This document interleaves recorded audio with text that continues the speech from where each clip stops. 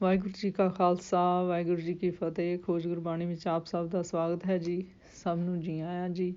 ਆਓ ਅਸੀਂ ਸਾਰੇ ਮਿਲ ਕੇ ਪਹਿਲਾ ਸ਼ਬਦ ਦਾ ਉਚਾਰਨ ਅਤੇ ਉਸ ਤੋਂ ਉਪਰੰਤ ਉਸ ਦੇ ਅਰਥ ਕਰਾਂਗੇ।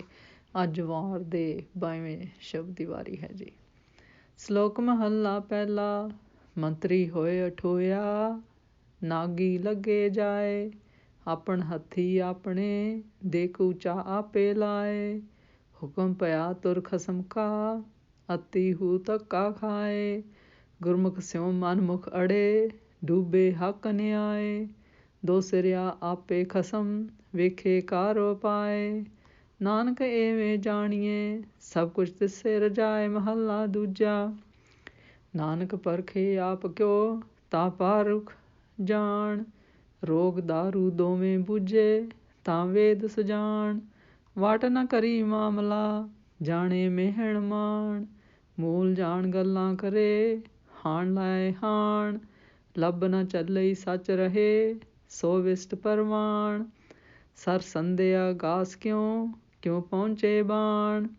ਅੱਗੇ ਉਹ ਅਗੰਮ ਹੈ, ਵਾਹੇ ਦੜ ਜਾਣ। ਪੌੜੀ।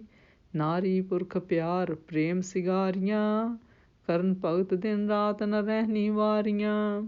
ਮਹੱਲਾ ਮੰਝ ਨਿਵਾਸ ਸ਼ਬਦ ਸਵਾਰੀਆਂ, ਸੱਚ ਕਹਿਣ ਅਰਦਾਸ ਸੇ ਵਿਚਾਰੀਆਂ।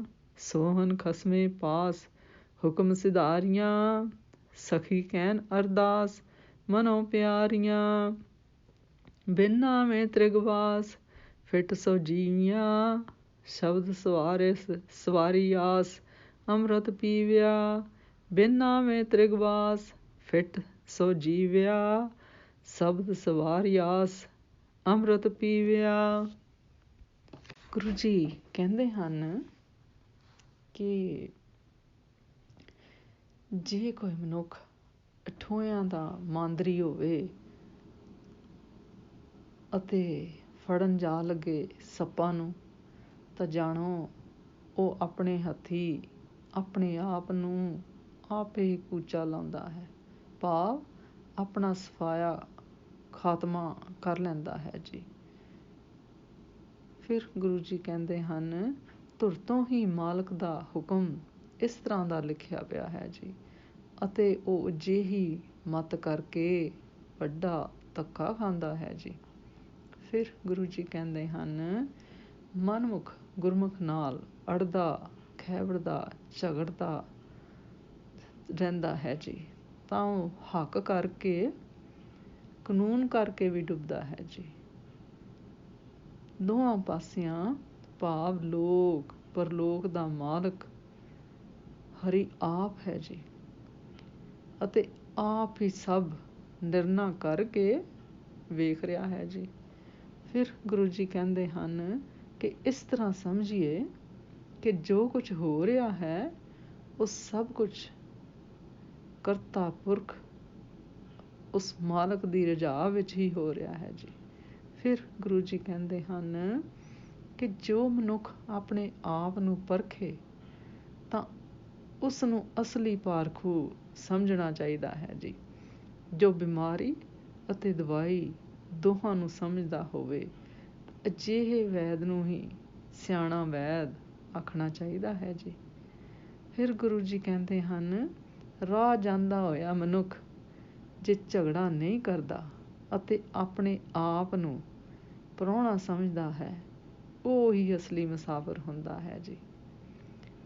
ਜੋ ਅਸਲ ਜੀਵਨ ਮਨੋਰਥ ਨੂੰ ਸਮਝ ਕੇ ਗੱਲਾਂ ਕਰੇ, ਉਸ ਨੂੰ ਕਦੇ ਘਾਟਾ ਨਹੀਂ ਪੈਂਦਾ ਜੀ, ਅਤੇ ਜਿਹੜਾ ਨੁਕਸਾਨ ਵਿੱਚ ਮਨ ਲਾਏ ਉਹ ਹਮੇਸ਼ਾ ਨੁਕਸਾਨ ਹੀ ਉਠਾਉਂਦਾ ਹੈ ਜੀ। ਫਿਰ ਗੁਰੂ ਜੀ ਕਹਿੰਦੇ ਹਨ, ਜਿਹੜਾ ਲੋਭ ਵਿੱਚ ਨਹੀਂ ਫਸਦਾ, ਸੱਚ ਵਿੱਚ ਟਿਕਿਆ ਰਹਿੰਦਾ ਹੈ, ਉਹ ਵਿਚੋਲਾ ਵਕੀਲ ਹੀ ਪ੍ਰਮਾਣਿਕ ਹੁੰਦਾ ਹੈ ਜੀ।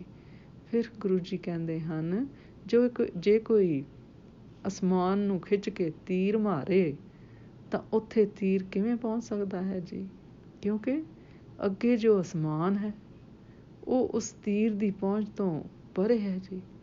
ਇਸ ਲਈ ਉਹ ਤੀਰ ਪਰਤ ਕੇ ਤੀਰ ਚਲਾਉਣ ਵਾਲੇ ਨੂੰ ਹੀ ਆ ਵੱਜਦਾ ਹੈ ਜੀ। ਫਿਰ ਗੁਰੂ ਜੀ ਕਹਿੰਦੇ ਹਨ, ਜਿਨ੍ਹਾਂ ਜੀ ਰੂਪ ਇਸਤਰੀਆਂ ਨੂੰ ਪਤੀ ਰੂਪ ਪਰਮੇਸ਼ਰ ਦਾ ਪਿਆਰ ਹੈ, ਉਹ ਉਸ ਦੇ ਪਿਆਰ ਪ੍ਰੇਮ ਨਾਲ ਸ਼ਿੰਗਾਰੀਆਂ ਹੋਈਆਂ ਹਨ ਜੀ। ਉਹ ਦਿਨ ਰਾਤ ਪਰਮੇਸ਼ਰ ਦੀ ਭਗਤੀ ਕਰਦੀਆਂ ਹਨ ਜੀ, ਅਤੇ ਕਿਸੇ ਦੇ ਰੋਕਿਆਂ ਵੀ ਨਹੀਂ ਰਹਿੰਦੀਆਂ ਜੀ।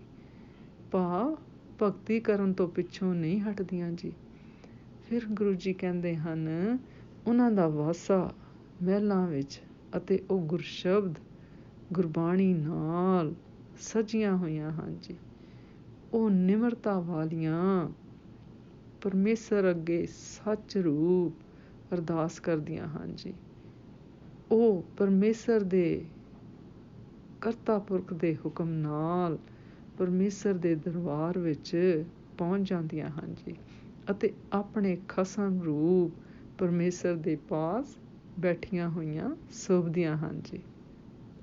ਭਾਵ ਉਹਨਾਂ ਨੂੰ ਗੁਰਸ਼ਬਦ ਗੁਰਬਾਣੀ ਦੁਆਰਾ ਉਸ ਪਰਮੇਸ਼ਰ ਦੀ ਹਰ ਮੂਲ ਦੀ ਸਮਝ ਆ ਜਾਂਦੀ ਹੈ ਜੀ। ਉਹ ਸਖੀ ਭਾਵ ਵਿੱਚ ਅਰਦਾਸ ਕਰਦੀਆਂ ਹਨ ਅਤੇ ਪਰਮੇਸ਼ਰ ਨੂੰ ਦਿਲੋਂ ਪਿਆਰੀਆਂ ਲੱਗਦੀਆਂ ਹਨ ਜੀ। ਫਿਰ ਗੁਰੂ ਜੀ ਕਹਿੰਦੇ ਹਨ ਕਿ ਤੱਤ ਇਹ ਹੈ ਕਿ ਗੁਰਸ਼ਬਦ ਗੁਰਬਾਣੀ ਨਾਮ ਤੋਂ ਬਿਨਾਂ ਜੋ ਜਗਤ ਦਾ ਸੰਸਾਰ ਦਾ ਵਾਸਾ ਹੈ, ਉਹ ਇੱਕ ਬੇਫਜ਼ੂਲ ਹੀ ਹੈ ਜੀ, ਅਤੇ ਬਤੀਤ ਕੀਤਾ ਜੀਵਨ ਵੀ ਫਿਟਕਾਰਯੋਗ ਹੈ। ਉਸ ਪਰਮੇਸ਼ਰ ਨੇ ਜਿਹੜੀਆਂ ਜੀ ਰੂਪ ਇਸਤਰੀਆਂ ਗੁਰਸ਼ਬਦ ਗੁਰਬਾਣੀ ਦੁਆਰਾ ਸਹੀ ਅਰਥਾਂ ਵਿੱਚ ਸਵਾਰੀਆਂ ਹਨ, ਉਹਨਾਂ ਨੇ ਹੀ ਗੁਰਸ਼ਬਦ ਗੁਰਬਾਣੀ ਨਾਮ ਰੂਪੀ ਅੰਮ੍ਰਿਤ ਪੀਤਾ ਹੈ ਜੀ।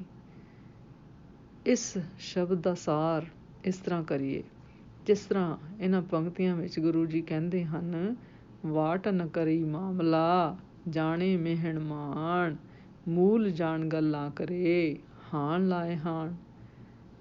ਇਸ ਦਾ ਭਾਵ ਇੱਕ ਇਹ ਵੀ ਹੋ ਸਕਦਾ ਹੈ ਕਿ ਜਿਸ ਤਰ੍ਹਾਂ ਕੋਈ ਕਿਤੇ ਸੜਕ 'ਤੇ ਜਾ ਰਿਹਾ ਹੈ, ਅਤੇ ਜੇ ਕਿਧਰੇ ਪਹੁੰਚਣਾ ਹੈ, ਕਿਸੇ ਗਾਂਵ ਕਿਸੇ ਸ਼ਹਿਰ ਪਹੁੰਚਣਾ ਹੈ, ਜੇ ਉਹ ਸੜਕ ਦੇ ਰਸਤੇ ਵਿੱਚ ਹੀ ਲੋਕਾਂ ਨਾਲ ਗੱਲਾਂ ਕਰਨ ਲੱਗ ਪਵੇ ਤਾਂ ਉਹ ਕਦੀ ਵੀ ਨਹੀਂ ਪਹੁੰਚ ਸਕਦਾ। ਅਤੇ ਇਸ ਵਿੱਚ ਇਹ ਵੀ ਕਹਿੰਦੇ ਹਨ ਕਿ ਸਿਆਣਾ ਮੁਸਾਫਰ ਉਹ ਹੈ ਜੋ ਜਾਣ ਵਾਲੇ ਰਸਤੇ ਵਿੱਚ ਝਗੜੇ ਨਹੀਂ ਪਾਉਂਦਾ, ਆਪਣੇ ਆਪ ਨੂੰ ਹਰ ਥਾਂ ਪ੍ਰਾਹੁਣਾ ਸਮਝਦਾ ਹੈ ਜੀ। ਗੱਲ ਕੀ ਹਰ ਗੱਲੋਂ ਸਿਆਣਾ ਉਹ ਹੈ ਜੋ ਹਰ ਗੱਲ ਦੇ ਅਸਲੇ ਨੂੰ ਪਛਾਣ ਕੇ ਗੱਲ ਕਰਦਾ ਹੈ ਜੀ। ਉਹ ਹਾਨੀ ਨੂੰ ਹਾਨੀ, ਨੁਕਸਾਨ ਨੂੰ ਨੁਕਸਾਨ ਲਾ ਦੇਣਾ ਕਦੇ ਨਾ ਨੁਕਸਾਨ ਉਠਾਉਣ ਦੇ ਅਰਥ ਰੱਖਦਾ ਹੈ ਜੀ। ਭਾਵ ਉਸ ਨੂੰ ਹਾਨੀ ਕਦੇ ਨਹੀਂ ਹੁੰਦੀ ਜੀ। ਉਸ ਨੂੰ ਵਾਹਿਗੁਰੂ ਨੂੰ ਪਛਾਣਨ ਦੀ ਸੋਝੀ ਹੋ ਜਾਂਦੀ ਹੈ ਜੀ, ਅਤੇ ਕਾਮ ਕ੍ਰੋਧ ਆਦਿ ਜੋ ਉਸ ਦੀ ਪਛਾਣ ਲਈ ਹਾਨੀਕਾਰਕ ਸਨ, ਉਹਨਾਂ ਨੂੰ ਦੂਰ ਕਰ ਦਿੰਦਾ ਹੈ ਜੀ। ਫਿਰ ਗੁਰੂ ਜੀ ਕਹਿੰਦੇ ਹਨ, ਮਨੁੱਖ ਨੂੰ ਚਾਹੀਦਾ ਹੈ ਕਿ ਉਹ ਆਪਣੇ ਜੀਵਨ ਦਾ ਮੁੱਦਾ ਸਮਝ ਕੇ ਲਾਹੇਵੰਦ ਵਾਲੀਆਂ ਗੱਲਾਂ ਕਰੇ, ਅਤੇ ਜੋ ਗੱਲਾਂ ਹਾਨ ਨੁਕਸਾਨ ਪਹੁੰਚਾਉਣ ਵਾਲੀਆਂ ਹਨ, ਉਹਨਾਂ ਨੂੰ ਹਾਨ ਨੁਕਸਾਨ ਤੋਂ ਚੁਕੰਨਾ ਰਵੇ ਜੀ, ਅਤੇ ਉਹਨਾਂ ਝਗੜਿਆਂ ਵਿੱਚ ਨਾ ਪਵੇ ਜੀ। ਫਿਰ ਗੁਰੂ ਜੀ ਕਹਿੰਦੇ ਹਨ, ਉਸ ਨੇ ਗੁਰਸ਼ਬਦ ਗੁਰਬਾਣੀ ਦੁਆਰਾ ਜੋ ਜੀਵ ਰੂਪ ਇਸਤਰੀਆਂ ਸਵਾਰੀਆਂ ਹਨ, ਉਹਨਾਂ ਨੇ ਹੀ ਨਾਮ ਰੂਪ ਅੰਮ੍ਰਿਤ ਪੀਤਾ ਹੈ ਜੀ। ਫਿਰ ਗੁਰੂ ਜੀ ਕਹਿੰਦੇ ਹਨ, ਅਠੋਇਆਂ ਦਾ ਮੰਤਰੀ ਹੋਵੇ, ਹੱਥ ਜਾ ਪਵੇ ਸੱਪਾਂ ਨੂੰ, ਤਾਂ ਉਸ ਦੀ ਮੌਤ ਅਵੱਸ਼ ਹੁੰਦੀ ਹੈ ਜੀ। ਇਸੇ ਤਰ੍ਹਾਂ ਜੇ ਕੋਈ ਮਨੁੱਖ ਗੁਰਮੁਖ ਨਾਲ ਅੜੇ ਭਾਵੇਂ ਧੱਕੇਸ਼ਾਹੀ ਨਾਲ ਆਪਣੀ ਗੱਲ ਮਨਾਉਣਾ ਚਾਹੇ, ਤਾਂ ਉਸ ਨੂੰ ਵੀ ਆਪਣੀ ਜੀਵਨ ਉੱਨਤੀ ਵਿੱਚ ਬਹੁਤ ਵੱਡਾ ਧੱਕਾ ਲੱਗਦਾ ਹੈ ਜੀ। ਫਿਰ ਗੁਰੂ ਜੀ ਕਹਿੰਦੇ ਹਨ, ਗੁਰਬਾਣੀ ਵਿੱਚੋਂ ਇਹ ਚੇਤਾਵਨੀ ਮਿਲਦੀ ਹੈ ਕਿ ਜੇ ਕੋਈ ਧਿੰਗੋ ਜੋਰੀ ਗੁਰਸਿੱਖਾਂ ਪਾਸੋਂ ਕੰਮ ਕਰਾਉਣਾ ਚਾਹੇ, ਤਾਂ ਉਹ ਜੰਤ ਬਹੁਤ ਦੁੱਖ ਪਾਉਂਦਾ ਹੈ ਜੀ। ਫਿਰ ਗੁਰੂ ਜੀ ਕਹਿੰਦੇ ਹਨ ਕਿ ਮਨੁੱਖ ਆਪਣੇ ਆਪ ਦੀ ਪਰਖ ਕਰੇ, ਦੂਜੇ ਦੇ ਨੁਕਸਾਨ ਛਾਂਟਣ ਵਿੱਚ ਹੀ ਉਮਰ ਨਾ ਗਵਾ ਦੇਵੇ। ਜੇ ਕੋਈ ਮਨੁੱਖ ਆਸਮਾਨ ਨੂੰ ਤੀਰ ਮਾਰੇ ਤਾਂ ਦੱਸੋ ਉਹ ਤੀਰ ਉੱਥੇ ਕਿਵੇਂ ਪਹੁੰਚ ਸਕਦਾ ਹੈ ਜੀ, ਜਦ ਕਿ ਅਸਮਾਨ ਤਾਂ ਅਪਹੁੰਚ ਹੈ ਜੀ। ਉਹ ਤੀਰ ਮੁੜ ਉਸਨੂੰ ਹੀ ਮਿਲਣ ਵਾਲਾ ਬਣਦਾ ਹੈ ਜੀ। ਬਸ ਅਜਿਹੀ ਦਸ਼ਾ ਹੀ ਉਸ ਮਨਮੁਖ ਦੀ ਹੈ ਜਿਹੜਾ ਗੁਰਮੁਖ ਨਾਲ ਝਗੜਾ ਕਰਦਾ ਰਹਿੰਦਾ ਹੈ ਜੀ। ਉਹ ਆਪਣੀ ਹੱਥੀਂ ਆਪਣੀ ਮੌਤ ਸਹੇੜ ਲੈਂਦਾ ਹੈ ਜੀ। ਫਿਰ ਗੁਰੂ ਜੀ ਕਹਿੰਦੇ ਹਨ, ਜੋ ਦਿਨ ਰਾਤ ਪਰਮੇਸ਼ਰ ਦੀ ਭਗਤੀ ਵਿੱਚ ਰਤੀਆਂ ਰਹਿੰਦੀਆਂ ਹਨ, ਉਹ ਆਪਣੇ ਦਿਲਾਂ ਦੀ ਬਿਰਥਾ ਆਪਣੇ ਸਾਈਂ ਨੂੰ ਅਰਦਾਸ ਦੁਆਰਾ ਸੁਣਾਉਂਦੀਆਂ ਹਨ ਜੀ। ਭਾਵ ਉਹ ਆਪਣੀ ਦਿਲ ਨੂੰ, ਮਨ ਨੂੰ ਗੁਰਸ਼ਬਦ, ਗੁਰਬਾਣੀ ਦੇ ਨਾਲ ਜੋੜ ਕੇ ਗੁਰਮਤਿ ਨੂੰ ਅਪਣਾਉਂਦੀਆਂ ਹਨ ਜੀ। ਫਿਰ ਜਿਹੜੀਆਂ ਜੀਵ ਰੂਪ ਇਸਤਰੀਆਂ ਉਸ ਪਰਮੇਸ਼ਰ ਨੇ ਗੁਰੂ ਦੇ ਸ਼ਬਦ ਦੁਆਰਾ ਸਵਾਰੀਆਂ ਹਨ, ਉਹਨਾਂ ਨੇ ਅੰਮ੍ਰਿਤ ਰਸ ਪੀਤਾ ਹੈ ਜੀ, ਅਤੇ ਉਹ ਹੀ ਨਾਮ ਵਿੱਚ ਤ੍ਰਿਪਤ ਹੋਈਆਂ ਹਨ ਜੀ। ਭਾਵ ਗੁਰਮਤਿ ਦੇ ਰਸਤੇ 'ਤੇ ਚੱਲ ਕੇ ਆਪਣੇ ਹਰ ਮੂਲ ਨਾਲ ਜੁੜ ਕੇ ਉਸ ਪਰਮੇਸ਼ਰ ਦੀ ਰਜ਼ਾ ਨੂੰ ਸਮਝਦੀਆਂ ਹਨ ਜੀ। ਅੱਜ ਦਾ ਵਿਚਾਰ ਕਰਦਿਆਂ ਮੇਰੇ ਕੋਲੋਂ ਨੇਕਾਂ ਭੁੱਲਾਂ ਹੋਈਆਂ ਹੋਣਗੀਆਂ, ਉਸ ਵਾਸਤੇ ਮੈਂ ਖਿਮਾ ਦੀ ਜਾਚਕ ਹਾਂ ਜੀ।